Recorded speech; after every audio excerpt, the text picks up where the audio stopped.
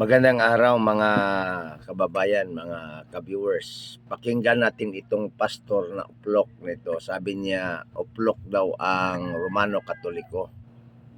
Ito si Pastor Uplok na naman. Dati-rati ang kanyang expression is ugok-ugok. Ngayon, si Pastor Uplok ang kanyang expression. Pakinggan natin mga kababayan. Tingnan niyo mga kapatid, ang kagaguhan nitong mga Romano Katolikong mga CFD. Yung 66 books lang nga hindi nila kayang basahin. Dinagdagan pa nila ng 7.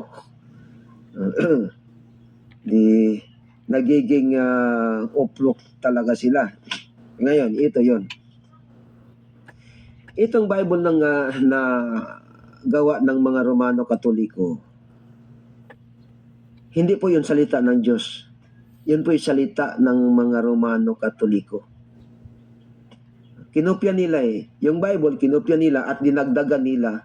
Kaya nagiging salita na ng mga Romano Katoliko itong Biblia. Hindi na po yan salita ng Diyos. Yung Bible na Catholic version, salita po yan ng Catholic, hindi po yan salita ng Diyos. Ibig sabihin mga kapatid, pag doon kayo nakatuon sa 73 books, mapunta kayo sa impyerno. Okay, sagutin natin ang kanyang sinasabi mga ka-viewers, mga kababayan. At ang tanong natin sa kanya, saan po mababasa na ang Biblia pag bumasa ka ng 73 books ay maimpyerno ka? O sa iyong kauplukan lang yan? Kasi ang Biblia mga ka-viewers, ang Septuagint version, ayon sa kasaysayan na ating sinaliksik, pinag-aralan, ay 46 books ho yan. 46 books ang Old Testament, plus dinagdag yung 27 books ay nagiging 73 or 72.